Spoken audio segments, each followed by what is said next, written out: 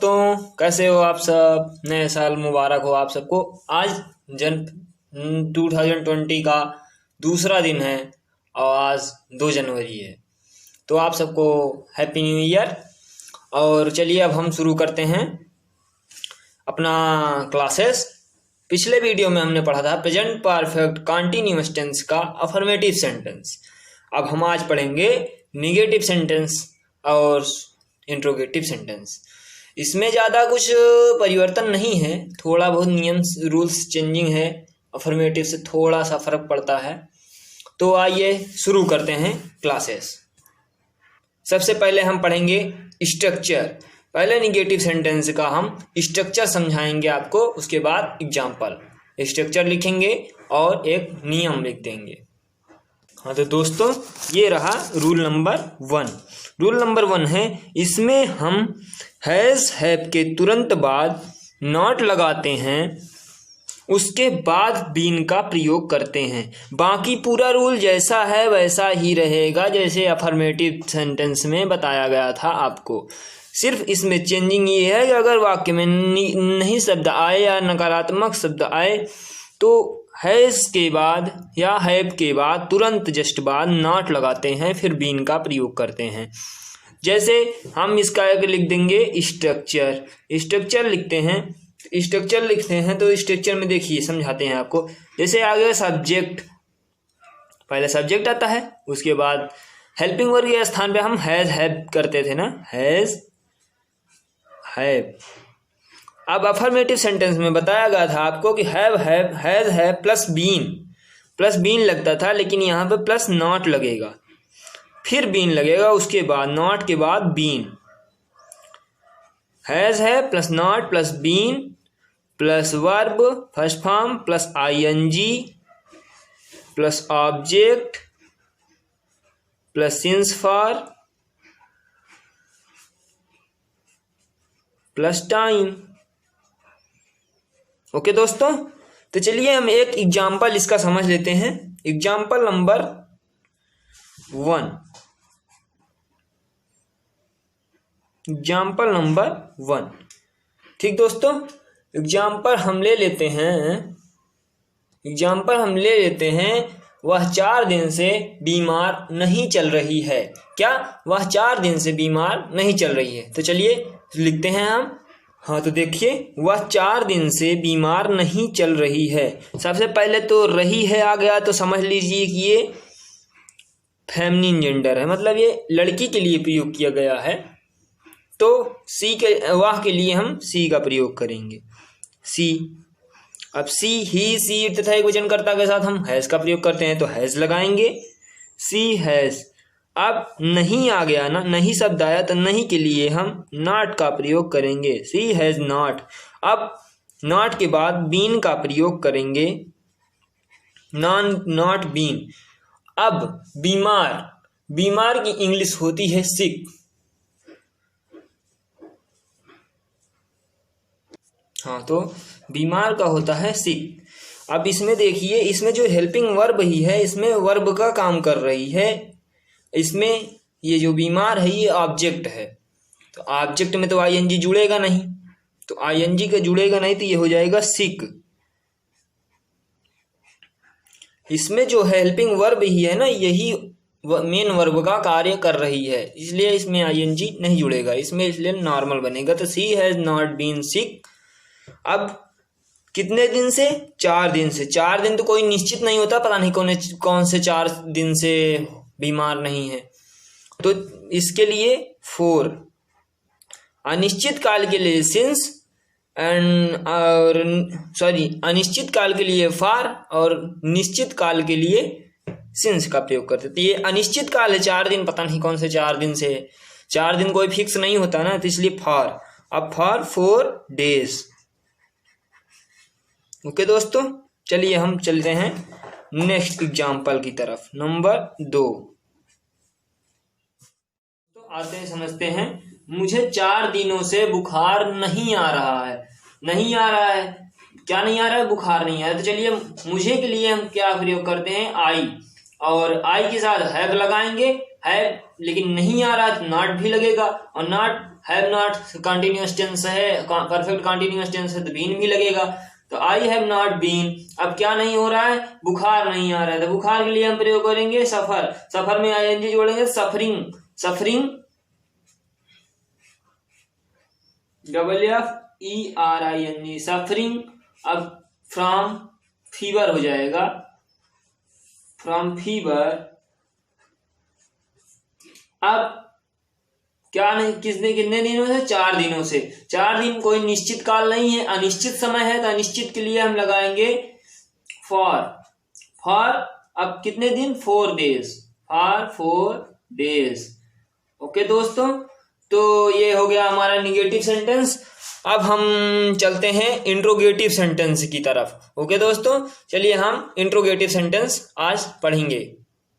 हाँ तो दोस्तों, अब हम समझते हैं इंट्रोगेटिव सेंटेंस। इसमें भी कुछ ज़्यादा खास परिवर्तन नहीं है, तो मैं सोच रहा हूँ कि इसका नियम ना लिख के आपको सीधा स्ट्रक्चर से समझा देता हूँ। फालतू में वीडियो लंबी होगी और आप सबको थोड़ा वेट करना पड़ेगा। इसके लिए मैं आपको डायरेक्ट समझाता हूँ स्ट्रक्चर से। नियम लिखने की कोई ज़रूरत नहीं है। सेम जैसे अभी तक आपने present indefinite, present continuous, present perfect use किया है इंट्रोगेटिव का, सेम उसी प्रकार है। थोड़ा सा परिवर्तन है कि अगर वाक्य के शुरुआत में क्या शब्द आए या कोई प्रश्नवाचक शब्द आए, तो कोई का मतलब क्या, जैसे यस या नो, जिसका आंसर हम यस या नो में देते हैं, ऐसा कोई क्वेश्चन आए तो हम सबसे पहले हेल्पिंग वर्ब लिखते हैं, उसके बाद सब्जेक्ट लिखते हैं, फिर verb plus ING plus ETC. पर इसमें क्या है, इसमें हम सबसे पहले हेल्पिंग वर्ब हैज या हैव लिखेंगे, उसके बाद सब्जेक्ट लिखेंगे, सब्जेक्ट के बाद बीन का यूज करेंगे, फिर आईएनजी लगाएंगे, फिर वर्ब लिखेंगे, फिर आईएनजी लिखेंगे, फिर उसके बाद object other since for etc ये सब लिखेंगे। ओके दोस्तों, और अगर बीच में आता है कोई प्रश्नवाचक शब्द तो उसकी अंग्रेजी पहले लिखेंगे। किसकी, जो प्रश्नवाचक वाक्य रहेगा, प्रश्नवाचक शब्द रहेगा, प्रश्नवाचक वर्ड रहेगा, क्वेश्चन वर्ड, उसकी अंग्रेजी सबसे पहले हम लिखेंगे, फिर हैज हैव लगाएंगे, फिर सब्जेक्ट लिखेंगे, फिर बीन लिखेंगे, प्लस वर्ब प्लस आईएनजी, फिर अदर। चलिए मैं आपको स्ट्रक्चर नंबर 1 लिख के समझाता हूँ। स्ट्रक्चर नंबर 1, सबसे पहले हम लिखेंगे सब्जेक्ट के अनुसार हैज प्लस हैव प्लस होगा यहाँ पे, प्लस सब्जेक्ट प्लस बीन। यह ध्यान दीजिएगा, सब्जेक्ट के बाद ही बीन लगेगा, सब्जेक्ट के पहले बीन नहीं लगाना है। सब्जेक्ट के बाद been plus verb first form plus ING plus object plus since for plus time. Okay दोस्तों, यहाँ पे बीच में आप अदर भी लिख सकते हो, अदर भी आ जाता है तो सिंस फॉर बाद में लगेगा। ओके, अब हम आते हैं स्ट्रक्चर नंबर 2 में। इसमें अभी क्वेश्चन मार्क नहीं लगाया गया ये। अब हम यहाँ पे लिखेंगे question word plus has have plus subject plus been plus verb first form plus ING plus object plus since for,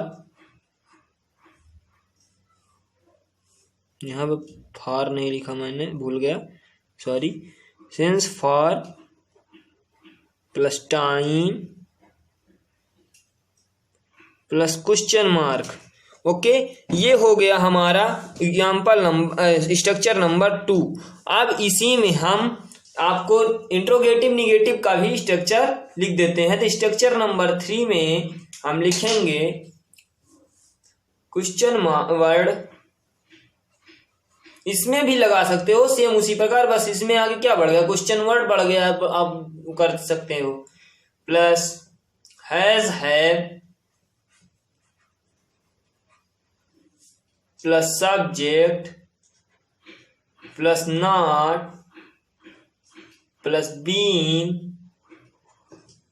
plus verb first form plus ING plus other,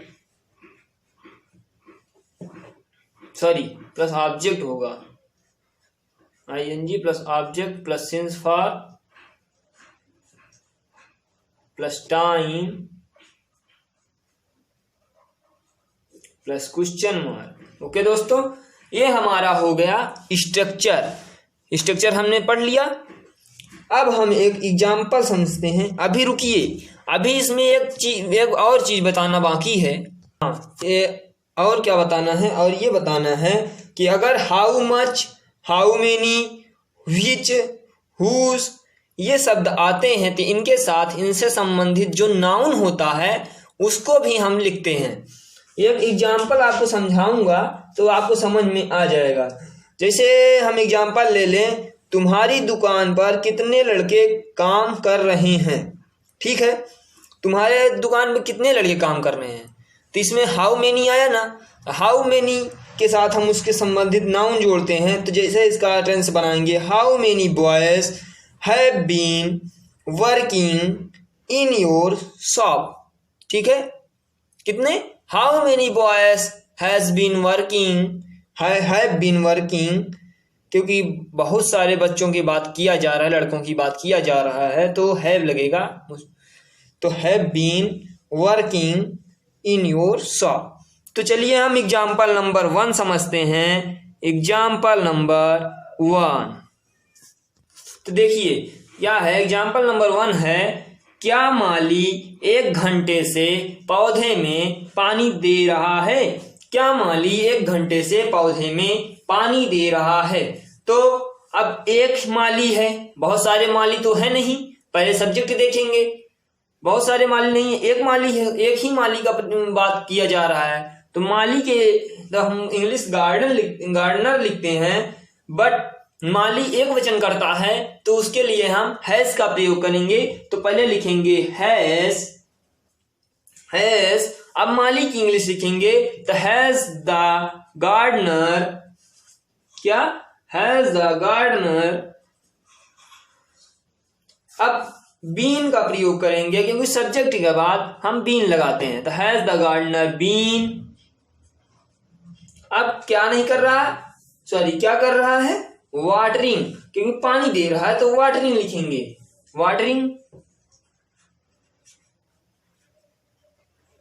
अब किसे पानी दे रहा है, पौधों को, तो क्या लिखेंगे, watering the plants, watering the plants. अब क्या लिखा है, कितने समय से कर रहा है, 1 घंटे से। 1 घंटा तो कोई निश्चित नहीं है ना, कौन से घंटे से कर रहा है, कौन से 1 घंटे से कर रहा है, निश्चित समय नहीं है ना, अनिश्चित समय दिया गया है। तो 1 घंटे के लिए हम फार का प्रयोग करेंगे, फार। अब इसमें 1 आवर नहीं लिखा जाएगा क्योंकि 1 है तो एन लिख देंगे, फॉर एन आवर्स। ओके, इसमें हम ये क्वेश्चन मार्क लगाएंगे। यहाँ सॉरी मैंने गलती किया, यहाँ नहीं लगाया, इसमें भी लगाना चाहिए। अब एग्जाम्पल नंबर 2 की तरफ चलते हैं। एग्जाम्पल नंबर देख लेते हैं। तुम सुबह से क्या कर रहे हो। तुम सुबह से क्या कर रहे हो। देखिए क्या हुआ, तुम सुबह से क्या कर रहे हो। तो क्या की इंग्लिश बीच में आया है तो क्या की इंग्लिश लिखेंगे, तो क्या की इंग्लिश होती है व्हाट। अब तुम के लिए हम हैव का प्रयोग करते हैं तो व्हाट हैव। अब हैव के बाद सब्जेक्ट लिखेंगे तो तुम का इंग्लिश होगी you, what have you been. अब सब्जेक्ट के बाद बीन लगाना है तो बीन लिखेंगे तो व्हाट हैव यू बीन। अब करना की इंग्लिश होती है डू, डू में आईएनजी जोड़ेंगे तो डूइंग हो जाएगा, doing, what have you been doing. अब सुबह तो निश्चित होता है ना, सुबह तो निश्चित है ना कि सुबह कब होगी, तो सुबह निश्चित है तो इसके लिए हम सिंस का प्रयोग करेंगे, सिंस, डूइंग सिंस मॉर्निंग। ये 2 एग्जाम्पल हो गया। अब हम बात करते हैं एग्जाम्पल नंबर 3 की। हाउ मेनी, हुज और विच, इन सब के लिए। तो दोस्तों आ गए एग्जाम्पल नंबर 3 में। वे जुलाई से किस स्कूल में पढ़ रहे हैं। अब किस की इंग्लिश होती है विच। विच तो मैंने आपको बताया था कि विच, हुज, हाउ मेनी, इन सब के लिए हम उसके नाउन को उसके साथ लिखते हैं। तो विच के साथ विच आया तो विच के साथ उसका नाउन है स्कूल, किस स्कूल में पढ़ रहे हैं। तो किस स्कूल की इंग्लिश, तो विच स्कूल हो जाएगा, विच स्कूल। अब वे है तो वे के साथ हम हैव का प्रयोग करते हैं, तो which school have.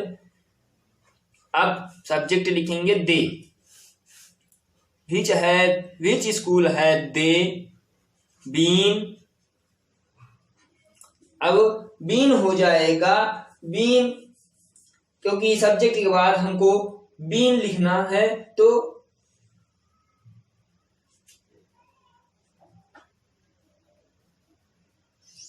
They subject के बाद हम बीन लिखेंगे। अब क्या है, वे स्कूल किस स्कूल में पढ़ रहे हैं, तो पढ़ना की इंग्लिश होती है रीड। रीड, अब रीड के साथ आईएनजी जोड़ेंगे तो reading. Which school they have been reading. अब कब से पढ़ रहे हैं, जुलाई से, तो जुलाई से होगा तो इन। अब जुलाई तो फिक्स होता है ना, जुलाई कब है, जुलाई एक तो निश्चित समय है ना, तो जुलाई के लिए सिंस लगेगा, सिंस जुलाई। ठीक है दोस्तों, तो आज के लिए बस हम इतना ही पढ़ेंगे। प्रेजेंट परफेक्ट कंटीन्यूअस टेंस यही समाप्त होता है। अब हम मिलते हैं आपको अगले वीडियो में। अगले वीडियो में हम लेके आएंगे आपको पास्ट इंडेफिनिट टेंस। क्या हम लेके आएंगे, पास्ट इंडेफिनिट टेंस। तो चलिए दोस्तों, आज के लिए बस इतना ही, और जो भी गलती हुई हो उसे हमें कमेंट सेक्शन में बताइए, हम सुधारेंगे। और अगर वीडियो अच्छी लगे तो लाइक करें, चैनल को सब्सक्राइब करें, अपने दोस्तों के पास शेयर करें और बेल आइकन को जरूर प्रेस करें, जिससे यह वीडियो आप तक पहुंचे सबसे पहले। तो चलिए मिलते हैं अगले दोस्तों में। Okay, take care, goodbye, bye bye.